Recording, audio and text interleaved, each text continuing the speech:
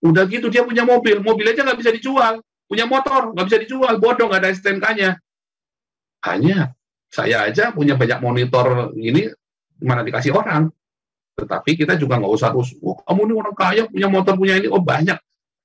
Ya, waktu saya kecil itu, kita punya motornya bodong gitu ya. Tapi kita besok makan apa aja kita bingung loh. Motornya bagus, motor bodong. Sawang Sinawang, ya kan. Tetapi nggak ada yang tahu kalau kita besok mau makan apa aja kita nggak ngerti. Makanya tuh banyak orang miskin karena dia prinsipnya terlalu hebat. Sawang Sinawang. Di Jakarta tuh banyak orang miskin punya motornya bodong semua, nggak ada STNK-nya. Karakternya nggak baik, apa memang dia saking butuhnya. Sawang Sinawang. Sebaiknya Anda simak isi video ini sampai selesai supaya tidak gagal paham sebelum Anda komentar. Dan jangan lupa subscribe bagi Anda yang belum subscribe. Karena subscribe di sini gratis guys. Dan bagikan link reaksi Nusantara ke media sosial lainnya supaya teman Anda bisa berbagi pengalaman bersama kita di reaksi Nusantara. Terima kasih dan selamat menyimak. Punya mobil, punya beras nggak? Belum tentu. Punya mobil, iya, bensinnya aja nggak ada, minus bensinnya aja udah kuning terus. Bisa nggak? Bisa banget. Dan dia butuh diakonia, butuh. Anak-anaknya lapar.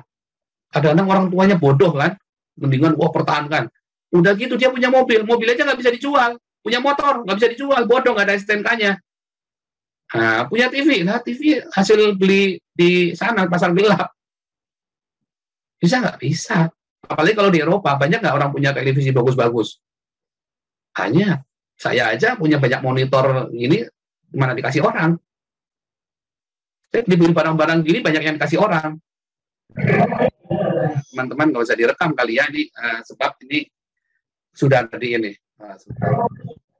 Dari Pak Komisar Pak saya. Ya, oke. Jadi kita nggak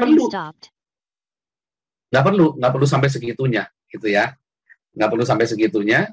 Ngecek segala macam. Ya kalau memang orang-orang itu bilang aja sama Bang Sanggam atau Pak Wijaya supaya si perempuan wanita ini, kalau memang keluarganya membutuhkan bantuan sembako, kasih tahu aja, ya. Tapi memang sasaran kita adalah untuk semua orang. Lupa itu aja yang dia banyaknya miskin. Iya, tapi kan kita masalahnya nggak tahu, kita yang di depan mata dulu saja, yang di Jakarta, yang kita buat project dulu. Di Jakarta dulu, dan di Bandung sudah mulai, katanya Surabaya, tapi ini Bro Niki itu belum pernah telepon saya lagi nih. Saya lagi tungguin kabarnya Niki nih. Ya, saya lagi tunggu kabarnya Niki, sampai sekarang belum masuk lagi nih. Katanya dia juga ada project juga. Saya ada project sendiri, tapi kakak saya private, jadi kami lakukan sendiri sekeluarga. Ya, supaya jangan campur. Karena saya belum siap di audit. Ya, nanti kalau saya sudah siap di audit, ya, saya akan kasih project. Tapi karena kita sudah punya yayasan, lebih baik difokuskan jadi satu ke yayasan. Gitu ya. Jadi, lagian di yayasan itu nggak ada nama saya. Jadi, ini uang bukan buat saya. Jadi begitu Pak Bram Napit ya. Saya paham maksudmu. Artinya, jangan sampai kita salah sasaran. Benar. Tetapi kita juga nggak usah terus, kamu ini orang kaya, punya motor, punya ini, banyak. Kami melewati masa-masa itu semua ya. Ya, waktu saya kecil itu, kita punya motornya bodong gitu ya. Tapi kita besok makan apa aja kita bingung loh. Motornya bagus, motor bodong. Kita punya televisi, punya apa segala macam, ya kan. Tetapi nggak ada yang tahu kalau kita besok mau makan apa aja kita nggak ngerti. Makanya dari hal-hal itu saya kemudian belajar. Ya, ternyata makanya teman-teman jangan sok gaya-gayaan. Nah, orang Indonesia itu suka gengsi ya, sehingga banyak orang Indonesia nggak bisa ditolong. Apalagi kalau ditolong, ya, tapi nggak ini prinsip. Nah, itu banyak orang miskin karena dia prinsipnya terlalu hebat. Ya, miskin, saking prinsipnya terlalu hebat, ya, gaya hidupnya apa, padahal ya benar-benar lapar. Nah, itu yang terjadi. Tapi kalau di Eropa ini kita semua rata sih ya. Jadi kalau ada orang punya TV terus lapar ya wajar. TV-nya kadang dikasih. Contoh ya. Nah, saya ini kalau ini kan saya masih pindah rumah sekali kan. Saya nanti ada apa namanya? Saya harus pindah rumah sekali lagi. Yang lebih besar karena saya empat-empatan, makanya saya kacau balau begini ini karena saya rubah formasi terus ya. Setelah formasi udah benar, saya mesti setting up lagi karena ruangannya tanya kemarin terlalu kecil, saya dikasih ruangan besar. Nah, ini saya nanti ada pindah rumah sekali lagi. Lalu siapa yang ngisi? Ya teman-teman sudah ada ini saya kasih piano ya. Ini meja makan sudah ada ya. ini sofa sudah ada ya. Apa saya beli sendiri? Enggak, lo dikasih loh. Dikasih. Dan di sini wajar, begitu tuh wajar. Nah, demikian juga. Jadi kita jangan mengukur orang dari seperti itu. Kemiskinan di Indonesia salah parameternya. Punya TV apa enggak, punya ini apa enggak, itu dianggap miskin. Nah, itu salah. Nggak punya TV berarti miskin, belum tentu loh. Kayak di NTT, kena kantung kemiskinan. Karena nggak punya sepeda motor, maka dianggap miskin. Di Jakarta itu banyak orang miskin punya motor, motornya bodong semua, nggak ada STNK-nya. Jadi hati-hati juga, itu ada ukurannya ya. Tetapi saya tahu yang masuk Bram Napit, makanya Bang Sanggam, Bro Amin CS, tetap waspada ya. Tetap waspada agar jangan sampai salah sasaran. Tetapi nggak usah ketat banget. Kalau dia memang orang kaya, dia butuh makanan itu, berarti kan dia saking karakternya nggak baik, atau memang dia saking butuhnya, sawang sinawang. Atau dia sedang benar-benar di perjalanan, habis uang. Wah, kelihatannya tumpakannya pakai mobil. Ada nggak sales-sales gitu? Nah, contohnya Kelenteng Tuban. Kenapa Kelenteng Tuban itu setiap siang ngasih makan siang gratis? Mereka tahu, itu mereka ada di jalur di Pantura.